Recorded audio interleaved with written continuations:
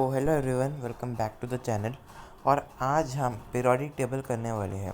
ये bridge course series चल रही है हमारी मैथ्स, केमिस्ट्री और फिज़िक्स की, जिसमें हम बेसिक बेसिक चीज़ें कवर करेंगे।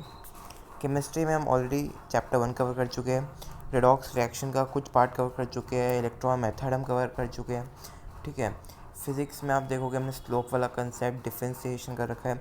उसमें डिफरेंशिएशन में काफ़ी लोगों को दिक्कत आ रही थी, तो डिफरेंशिएशन में मैं एक और वीडियो बनाऊंगा। ठीक है। और इंटीग्रेशन पे भी एक वीडियो आने वाली है, तो उससे भी देखना।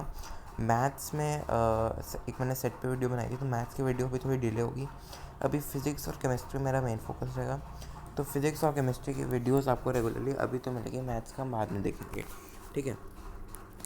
तो सबसे पहले हम स्टार्ट करें ये चैप्टर। देखो भाई, चैप्टर नहीं, बेसिकली ब्रिज कोर्स का हम बेस टॉपिक्स कवर कर रहे हैं। तो पीरियोडिक टेबल, तो आज हम जो पीरियोडिक टेबल देखते हैं ना, वो बहुत ही अलग है। पहले के ज़माने में जब पीरियोडिक टेबल नहीं हुआ करता था, जब एलिमेंट्स की डिस्कवरी हो रही थी, उस टाइम पे काफ़ी सारे साइंटिस्ट आए जिन्होंने बहुत सारे थ्योरी और लॉज दिए। जैसे पहला है डोबर्नियर। तो डोबर्नियर भी एक साइंटिस्ट था। ठीक है।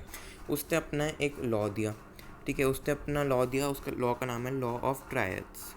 उस लॉ का नाम है लॉ ऑफ ट्रायड्स।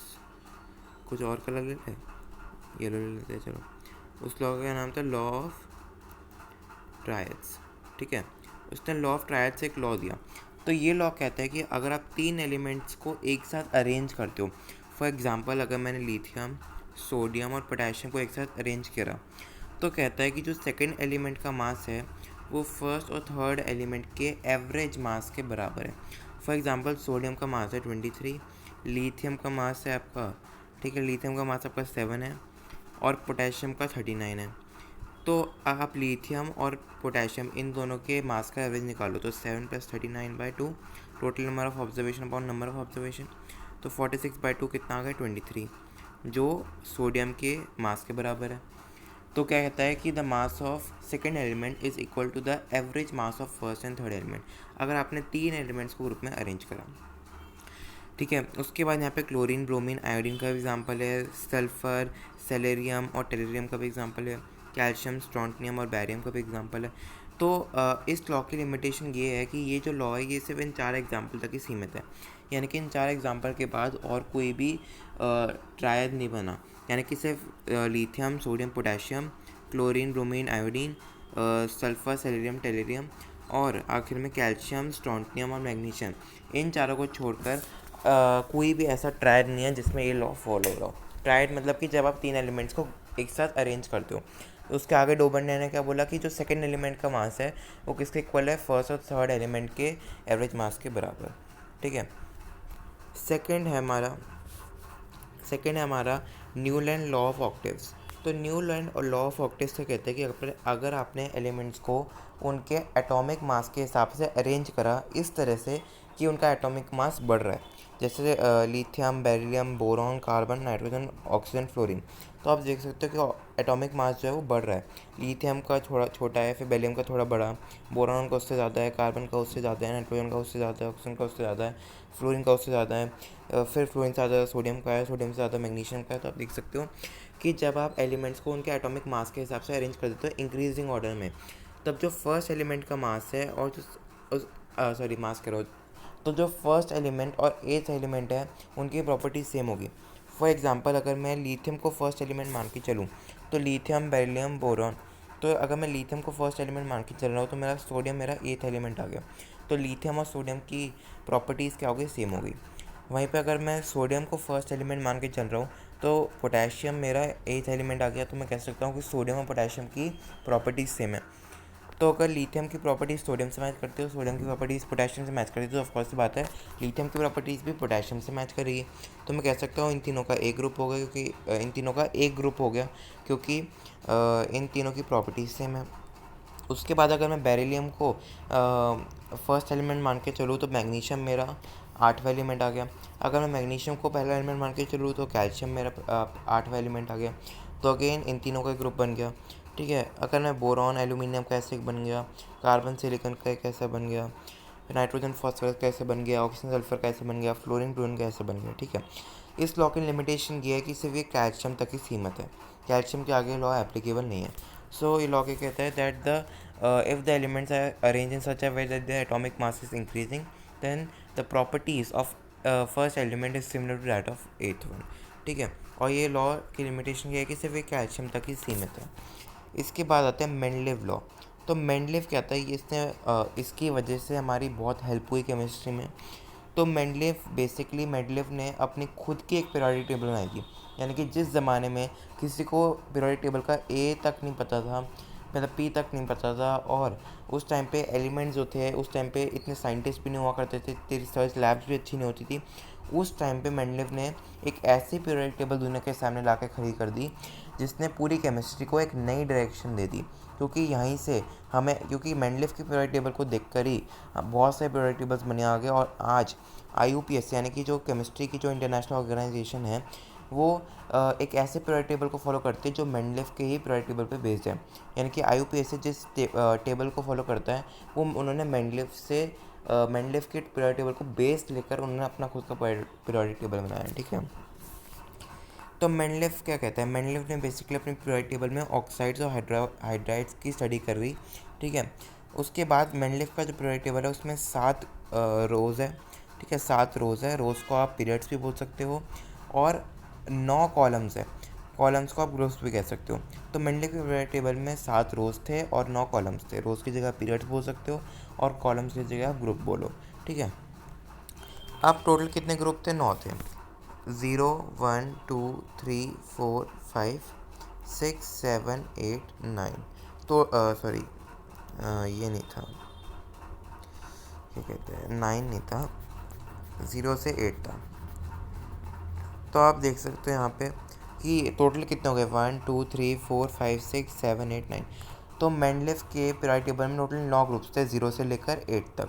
ठीक है, जो 1 2 3 4 5 6 7 ये जो 7 ग्रुप है ना, इनके 2 सब ग्रुप्स हैं, ए और B. 1A 1B 2A 2B 3A 3B 4A 4B 5A 5B 6A 6B 7A 7B। Zero और 8 ऐसे 2 ग्रुप है जिनका कोई भी सब ग्रुप नहीं है, यानी कि ये इकलौते ग्रुप है। बाकी 1 से लेकर 7 तक 1 2 3 4 5 6 7 इन सातों ग्रुप्स के 2 सब ग्रुप है, ए और B. 1A 1B 2A 2B। ठीक है, ऐसे 0 और 8 का कोई भी सब ग्रुप नहीं है। जो 8th ग्रुप है ना, उसमें 3 एलिमेंट्स को एक साथ रखा गया, फॉर एग्जांपल आयरन, कोबाल्ट और निकल। तो इन तीनों की जो प्रॉपर्टीज़ है वो सेम है। तो कहता है कि 8th ग्रुप में 3 एलिमेंट्स को इस तरह से रखा गया है कि तीनों फेरोमैग्नेटिक है। तो आप देख सकते हो आयरन भी फेरोमैग्नेटिक है, कोबाल्ट भी है और निकल भी है। फेरोमैग्नेटिक मतलब जो मैग्नेटिक प्रॉपर्टीज शो करता है। ठीक है, तो जैसे एग्जांपल मैंने आपको बताया आयरन, कोबाल्ट और निकल का, ये तीनों जो है ग्रुप नंबर 8 में एक साथ रखे गए हैं। क्यों? क्योंकि तीनों फेरोमैग्नेटिक हैं। तो ग्रुप नंबर 8 में जहाँ जहाँ पे आप 3 एलिमेंट्स को एक साथ देखते हो तो उसका मतलब ये है कि वो फेरोमैग्नेटिक इन नेचर है। ठीक है, अब मेंडलीव ने अपना खुद का लॉ दिया। मेंडलीव के लॉ के हिसाब से एक एलिमेंट की फिजिकल और केमिकल प्रॉपर्टीज़ उसके एटॉमिक मास पे निर्भर करती है। All the physical and chemical properties of an element are periodic function of their atomic masses. इसका मतलब क्या है? इसका मतलब ये है कि एक एलिमेंट की फिजिकल और केमिकल प्रॉपर्टीज़ उसके मास पे डिपेंड करती है, यानी कि एक एटम का मास ही उसके फिजिकल और केमिकल प्रॉपर्टीज़ को डिसाइड करता है। ऐसा मेंडलीव ने बोला अपने लॉ में। ठीक है, अब उस टाइम पे क्या था कि उस टाइम पे जब मेंडलीव अपनी पीरियोडिक टेबल बना रहा था उस टाइम पे बहुत सारे एलिमेंट्स डिस्कवर नहीं हुए थे। कुछ एलिमेंट्स जो थे वो डिस्कवर होने में भी बाकी थे। तो मेंडलीव को लगा कि भैया कि अभी और भी एलिमेंट्स आएंगे, तो उसने जो है अपनी पीरियोडिक टेबल में कुछ कुछ गैप्स छोड़ दिए ताकि अगर कोई भी एलिमेंट डिस्कवर होता है तो आप उसको जो है उस एलिमेंट को आप वहाँ पे भर सको उन गैप्स में। ठीक है, तो आज के टाइम पे जो हम स्कैंडियम उस टाइम पे जब मेंडलीव पीरियोडिक टेबल में आया था उस टाइम डिस्कवर नहीं था, तो मेंडलीव ने वहाँ पे जगह छोड़ दी थी ताकि अगर कोई भी एलिमेंट फ्यूचर में ऐसा आएगा तो वहाँ पे प्लेस कर देना। तो हमने स्कैंडियम को वहाँ पे प्लेस कर दिया। अब उस टाइम पे मेंडलीव को कोई ना कोई तो नाम लिखना था ताकि वो मतलब कि एक तरह से आप कह सकते हो ना, मेंडलीव को कोई ना कोई नाम, फॉर एग्जांपल अगर मेंडलीव ने सिर्फ सीधा गैप छोड़ दिए होते तो हमें कैसे पता चलता कि हमें कौन से गैप में कौन से एलिमेंट को भरना। तो मेंडलीव ने क्या किया कि उसने उस टाइम पे एका बोरॉन लिख दिया। एका बोरॉन जिसे हम आज स्कैंडियम के नाम से जानते हैं, एका एल्यूमिनियम जिसे हम गैलियम के नाम से जानते हैं, एका सिलिकॉन, जिसे आज हम जर्मेनियम के नाम से जानते हैं। तो उस टाइम पे जो मेंडलेव था उसने क्या किया था कि उसने ऐसे एका, एका, उसके आगे जो एलिमेंट ऑलरेडी डिस्कवर था उस टाइम पे, ऐसे करके इस फॉर्मेट में जो है उन एलिमेंट्स की जगह लिख दिया अपनी टेबल में जो अभी तक डिस्कवर नहीं हुए थे। जैसे उस टाइम पे स्कैंडियम डिस्कवर नहीं हुआ था, तो मेंडलेव को लगा कि इसे खाली छोड़ना गलत है, तो इसलिए उसने वहाँ पे एका बोरॉन लिख दिया, ताकि फ्यूचर में अगर कोई ऐसा एलिमेंट डिस्कवर हो तो उसकी जगह आप वहाँ पे लिख सको। तो स्कैंडियम वहाँ पे आ गया था। ठीक है। अब मेंडलेव के पीरियोडिक टेबल के क्या क्या डीमेरिट्स थे। तो पहला तो ये था कि मेंडलेव ने जो है अच्छा, पहली चीज़ तो ये थी, मेंडलेव ने हाइड्रोजन को सिर्फ ग्रुप नंबर 1 में प्लेस करा था। लेकिन हम पढ़ कर आए हैं हाइड्रोजन के दो ऑक्सीडेशन नंबर है, +1 भी और -1 भी है। यानी कि हाइड्रोजन जो है वो एल्कलाइन मेटल्स की प्रॉपर्टीज़ भी शो करता है और हैलोजेंस की प्रॉपर्टी भी शो करता है। लेकिन मेंडलेव ने हाइड्रोजन को सिर्फ किस में, ग्रुप 1 में प्लेस करा था, यानी कि एल्कलाइन वाले में प्लेस करा था। उसने हाइड्रोजन्स वाले में प्लेस नहीं किया था हाइड्रोजन को। तो पहला डीमेरिट ये है कि उसने हाइड्रोजन को किस में प्लेस कर दिया था, सिर्फ एक ग्रुप में किया था, जबकि हाइड्रोजन की प्रॉपर्टीज़ तो दो ग्रुप के सिमिलर है, एल्कलाइन मेटल्स और हैलोजेंस। हैलोजेंस मतलब क्लोरीन, ब्रोमीन, आयोडीन, जिनका -1 होता है चार्ज। दूसरा डीमेरिट ये है कि उसने आइसोटोप की पोजीशन को कंसिडर नहीं करा। फॉर एग्जांपल, अगर हाइड्रोजन के 3 आइसोटोप्स है, ठीक है, प्रोटियम, ड्यूट्रियम, ट्रीटियम, ठीक है, तो उसने इन तीनों का नाम नहीं लिखा, उसने सिर्फ एक ही का लिखा। क्लोरीन के भी आप दो देखोगे, दो है, कार्बन के भी दो है, 12, 14। तो बेसिकली मेंडलेव ने आइसोटोप्स को कंसीडर बिल्कुल नहीं करा, उसने सिर्फ एक एलिमेंट को एक बार लिखा, जबकि ऐसे भी एलिमेंट्स हैं इनके आइसोटोप्स थे, लेकिन मेंडलेव ने उनको मेंशन करना ज़रूरी नहीं समझा। इसके बाद आता है इसके बाद क्या आता है, हाँ, तीसरा डीमेरिट ये है कि अच्छा, जो मेंडलेव था ना, उसने सारे एलिमेंट्स को इंक्रीजिंग ऑर्डर में अरेंज करता है अपने मास के हिसाब से। मेंडलेव का लॉ क्या कहता है कि मास सबसे इंपॉर्टेंट है प्रॉपर्टीज़ के लिए। ठीक है, तो उसने अपने पीरियोडिक टेबल में मास के हिसाब से एलिमेंट्स को अरेंज करता है इंक्रीजिंग ऑर्डर में। ठीक है, लेकिन पता ना दिक्कत क्या आ गई। फॉर एग्जाम्पल यहाँ पे क्लोरीन है, ब्रोमीन है, ठीक है। अब क्या दिक्कत आ गई, कायदे से यहाँ पे आयोडीन आ जाएगी, क्योंकि तीनों की प्रॉपर्टीज सेम है। क्लोरीन की भाई, क्लोरीन भी -1 है, ब्रोमीन भी -1 है, आयोडीन भी -1 है, तो कायदे से इन तीनों को तो एक साथ आना चाहिए। लेकिन अगर हम मेंडलेव के हिसाब से चले तो इंक्रीजिंग ऑर्डर में प्लेस करना है। ठीक है, इंक्रीजिंग ऑर्डर में मतलब कि अगर मैं इंक्रीजिंग ऑर्डर में करने आऊँ ना, तो यहाँ पे आयोडीन की जगह टेलेरियम आ रहा है। अब भाई दिक्कत की बात होगी, क्योंकि टेलेरियम का जो एटॉमिक मास है वो जो टेलेरियम की जो प्रॉपर्टीज़ है वो क्लोरीन ब्रोमीन से बिल्कुल मैच नहीं कर रही। लेकिन अगर मास के हिसाब से अरेंज करूँ तो तीनों साथ में आ रहे हैं। तो मेंडल ने सोचा कि जहाँ जहाँ पे भी ऐसा मुझे एरर आ रहा है, वहाँ वहाँ पे मैं प्रॉपर्टीज़ के हिसाब से अरेंज करूँगा। मास गया भाड़ में, तो इसलिए उसने यहाँ पे आयोडीन लिख दिया, जबकि आयोडीन का मास टेलेरियम से छोटा है। ठीक है, आयोडीन का मास जो है टेलेरियम से छोटा है, टेलीरियम का मास आयोडीन से ज़्यादा है। ठीक है, लेकिन फिर भी आयोडीन को उसने बाद में लिखा और टेलीरियम को पहले लिखा। क्यों? क्योंकि ऊपर क्लोरीन और ब्रोमीन थे, तो वो चाहता था कि तीन एलिमेंट्स सेम प्रॉपर्टीज़ के एक साथ आ जाए ना। ठीक है, तो अगर यहाँ पे अगर ये टेलीरियम लिख देता तो टेलीरियम की प्रॉपर्टीज़ तो उनसे मैच कर नहीं रही। ठीक है, आई होप समझ गए होगे। ठीक उसी तरह कोबाल्ट और निकल का भी है कि कोबाल्ट का जो है मास है वो निकल से ज़्यादा है, लेकिन फिर भी निकल जो है कोबाल्ट के बाद है। ठीक है, और सेम यहाँ पे आर्गन और पोटेशियम के साथ है कि आर्गन का एटॉमिक मास पोटेशियम से ज़्यादा है, लेकिन फिर भी पोटेशियम को पहले लिखा है। ठीक है, तो ये चक्कर है। इसके बाद एक ग्राफ आया, लूथर मेयर ग्राफ। तो लूथर मेयर ने एक ग्राफ बनाया जिसमें उसने एटॉमिक वॉल्यूम और एटॉमिक मास को लिया। एक्स वर्सेस वाई ग्राफ में उसने एक्स को एटॉमिक वॉल्यूम लिया, वाई को एटॉमिक वॉल्यूम लिया और एक्स को एटॉमिक मास लिया। ठीक है, और जब उसने ऐसा किया तब उसे एक ऐसा ग्राफ मिला। ठीक है, उसे ऐसा ग्राफ मिला। तो जब उसने ऊपर वाले यानी मैक्सिमा वाले पॉइंट्स को जोड़ा, ठीक है, तब उसे क्या मिला, तब उसे ग्रुप 1 मिला, यानी कि उसे एल्कलाइन मेटल्स मिले, जैसे sodium, potassium, lithium, rubidium, caesium. ठीक है, जब उसने डिसेंडिंग ग्राफ, ये डिसेंड यानी नीचे जा रहा है ना भाई, देखो ना, ये नीचे जा रहा है, ये आप देख सकते हैं, नीचे जा रहा है, ये नीचे जा रहा है, ये नीचे जा रहा है। तो जहाँ जहाँ पे भी आप देख सकते हो ये डिसेंडिंग है। तो डिसेंडिंग वालों में उसने जब डिसेंडिंग वालों को मिलाया, तब उसके पास क्या है, तब उसके पास आया एल्कलाइन अर्थ मेटल्स, यानी कि ग्रुप 2 है, जैसे कैल्शियम, मैग्नीशियम, ठीक है, और बेरिलियम और बैरियम। तो यानी कि जो ग्रुप 2 वाले है ना, वो उसको डिसेंडिंग में मिले। और जो असेंडिंग में थे, ठीक है, जो असेंडिंग में थे, ये जो असेंडिंग में थे, तो असेंडिंग में उसको क्या मिला, असेंडिंग में उसको मिला हैलोजेंस। ठीक है। तो जब उसने ऊपर वाले पॉइंट्स को जोड़ा तो क्या है, मैक्सिमम वाले पॉइंट्स को जोड़ा तो उसके पास आया, ऊपर वाले पॉइंट्स को जोड़ के उसके पास आया alkaline metals group 1, sodium, potassium, lithium, rubidium, caesium, ठीक है। जब उसने डिसेंडिंग वालों का यानी जो जब ग्राफ नीचे जा रहा है, तो जब उसने इन पॉइंट्स को जोड़ा तब उसके पास क्या आ रहा है, तब उसके पास आ रहा था एल्कलाइन अर्थ मेटल, जैसे मैग्नीशियम, कैल्शियम, ठीक है, और आपका बेरिलियम, बैरियम, और ये भी जो रेडियम, ये सब चीज़ें, ठीक है। जब उसने असेंडिंग वालों को यानी कि जब ग्राफ ऊपर जा रहा है, जब उसने ऊपर वाले ग्राफ के पॉइंट्स को जोड़ा, असेंडिंग ग्राफ के पॉइंट्स को जोड़ा लूथर मैन ने, तब उसके पास क्या है, तब उसके पास वो आया, तब उसके पास आया आपके पास हैलोजेंस आया, जैसे क्लोरीन, ब्रोमीन, आयोडीन, ठीक है, ये सब चीज़ें आए। तो आई होप आपको क्लियर हुआ होगा ये लूथर मैन का ग्राफ, उसने एटॉमिक वॉल्यूम को और एटॉमिक मास को एक साथ लिखा था। फिर आता है मॉडर्न पीरियोडिक टेबल। तो मॉडर्न पीरियोडिक टेबल क्या है, तो बेसिकली अच्छा, एक था मेंडलीव का लॉ। मेंडलीव ने क्या लॉ दिया था, मेंडलीव ने लॉ दिया था कि एक एटम की फिजिकल और केमिकल प्रॉपर्टीज़ उसके मास पे डिपेंड करती है। बट तब क्या होता है, जब लूथर मेयर का एक्सपेरिमेंट होता है एटॉमिक वॉल्यूम, एटॉमिक मास का, तब ये पता चलता है कि जो मेंडलीव का जो लॉ था वो गलत था। यानी कि एक एलिमेंट का फिजिकल और केमिकल प्रॉपर्टी उसके मास पे डिपेंड नहीं कर रहा है।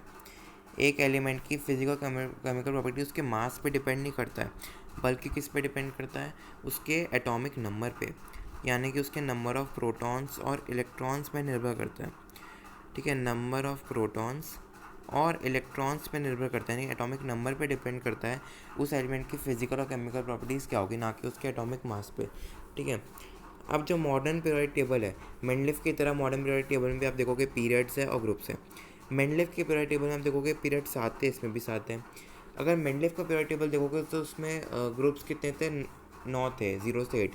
लेकिन जो मॉडर्न पीरियोडिक टेबल है, जो IUPAC और हम सब फॉलो करते हैं, उसमें 18 ग्रुप्स है। मेंडलीव के में 9 थे, 0 से 8, इसमें कितने हैं, 18 है, ठीक है।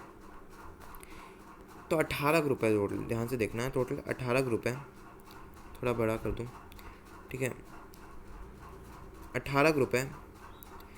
जो ग्रुप 1 है और 2 है, ग्रुप 1 और करोगे, इससे ज़्यादा तो नहीं होगा,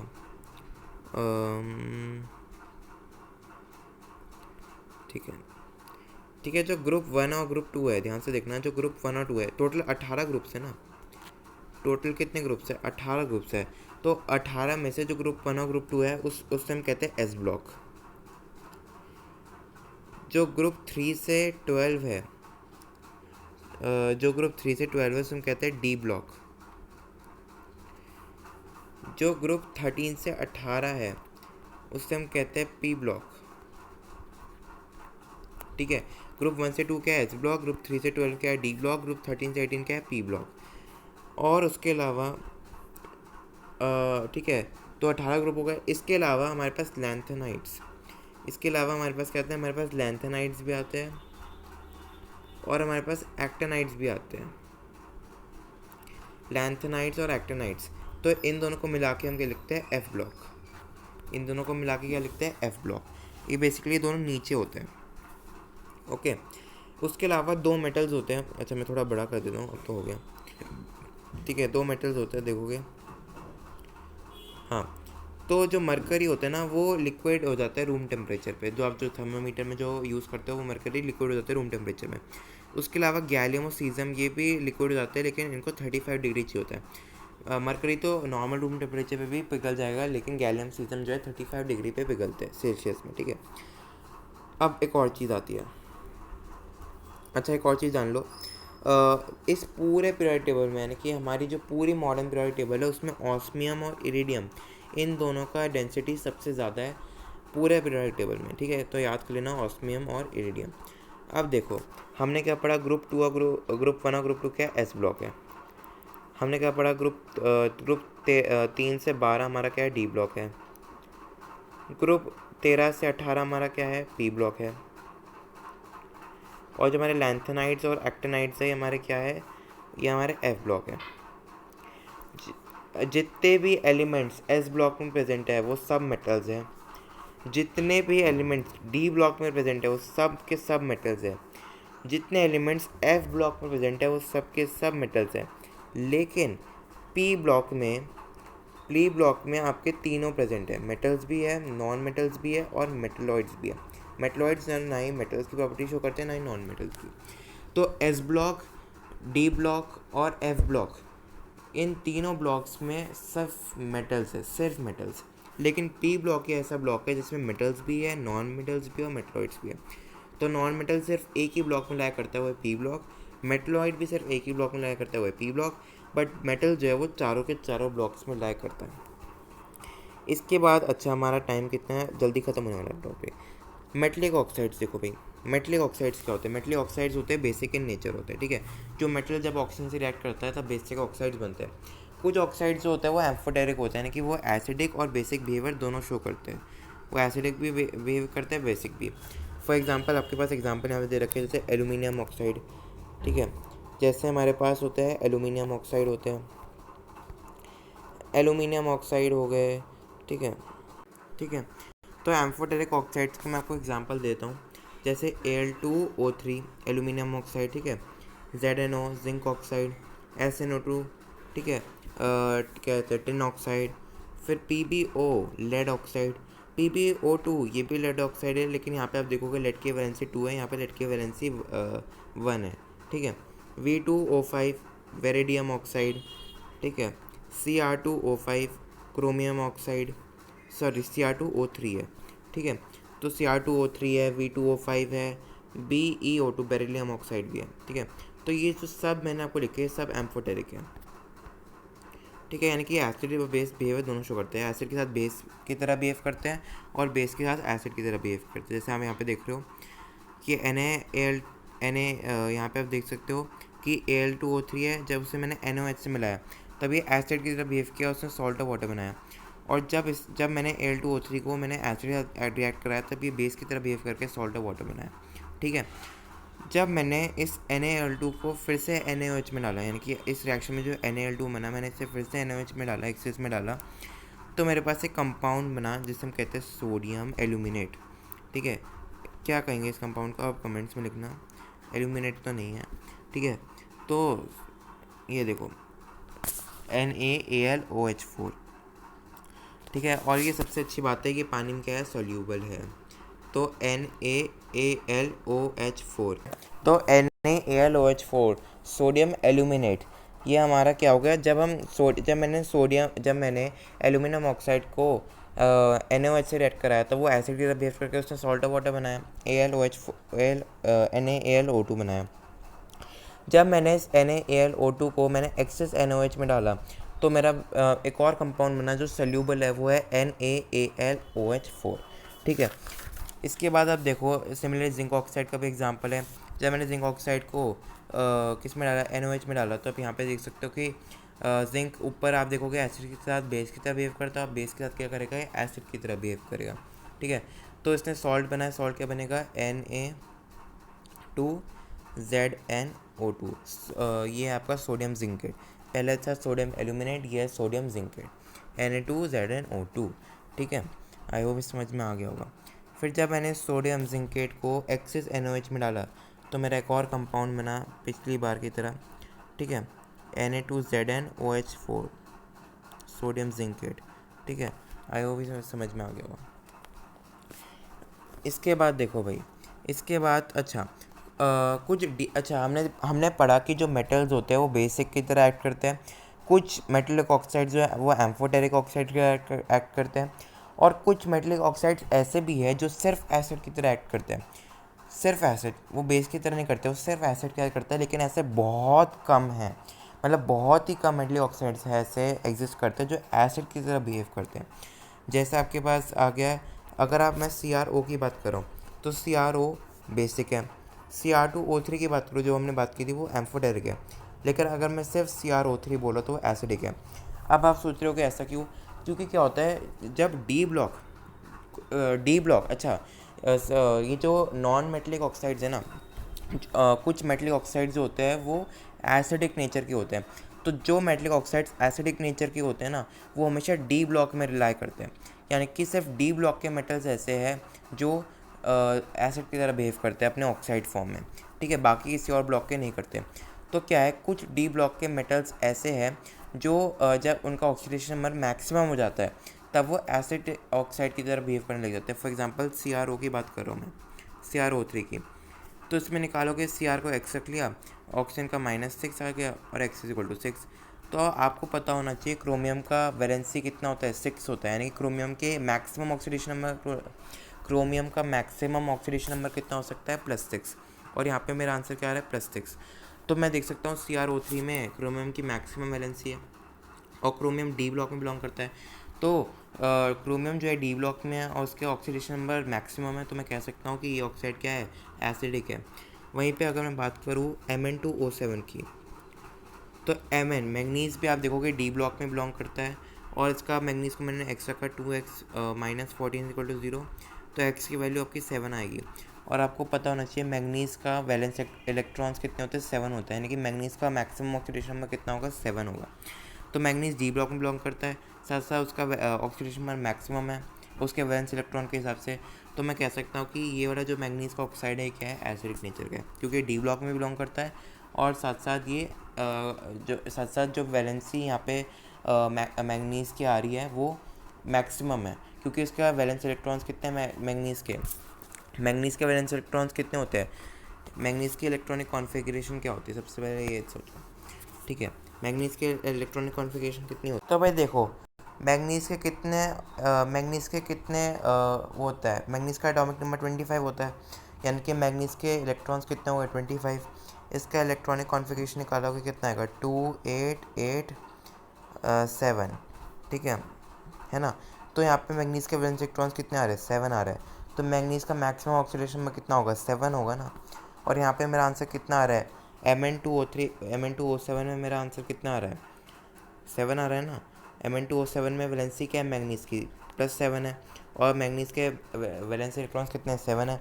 तो यहाँ पे वैलेंस इलेक्ट्रॉन्स जो है मतलब मैंगनीज के जितने वैलेंस इलेक्ट्रॉन्स है उतनी उसके ऑक्सीडेशन नंबर आ रही है, यानी कि मैंगनीज का ऑक्सीडेशन नंबर Mn2O7 में मैक्सिमम है। ठीक है, तो मैं कह सकता हूँ कि Mn2O7 में, यानी कि मैंगनीज के इस ऑक्साइड में इसका ऑक्सीडेशन में सबसे ज़्यादा है, क्योंकि इसके वैलेंस इलेक्ट्रॉन्स के बराबर है oxidation number. So I can say that कि ये एसिडिक है, क्योंकि डी ब्लॉक में भी बिलोंग करता है और उसके साथ साथ इसके वैलेंस इलेक्ट्रॉन्स जितने हैं उतने ही इसके ऑक्सीडेशन नंबर है इस केस में। ठीक है, so maximum oxidation number is equal to valence electrons, minimum oxidation number is equal to 8 minus valence electrons. ठीक है, या फिर सॉरी वैलेंस इलेक्ट्रॉन्स -8। ठीक है, तो मैक्सिमम ऑक्सीडेशन में कितना होगा, वैलेंस इलेक्ट्रॉन्स के बराबर होगा, और मिनिमम ऑक्सीडेशन में कितना होगा, कम से कम कितना होगा, वैलेंस इलेक्ट्रॉन्स -8।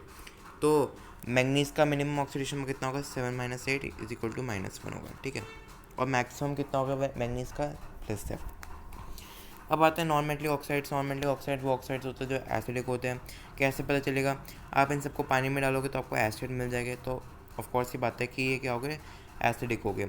कुछ नॉन मेटलिक ऑक्साइड्स न्यूट्रल रहते हैं, जैसे कि कार्बन मोनोऑक्साइड हो गया, फिर आपका N2O हो गया, नाइट्रस ऑक्साइड। ठीक है, आपका NO हो गया, नाइट्रिक ऑक्साइड। तो nitric oxide NO, nitrous oxide N2O, carbon monoxide, ये सब क्या है, ये सब न्यूट्रल है। ठीक है, ना ये एसिडिक है ना बेसिक है। ठीक है, तो ऐसे नॉन मेटलिक ऑक्साइड्स को न्यूट्रल ऑक्साइड्स बोलते हैं। एग्जांपल यहाँ पे आपके पास है। तो इसी के साथ हमारा ब्रिज कोर्स का केमिस्ट्री का पीरियोडिक टेबल वाला टॉपिक कंप्लीट होता है। तब तक के लिए बाय बाय, टेक केयर।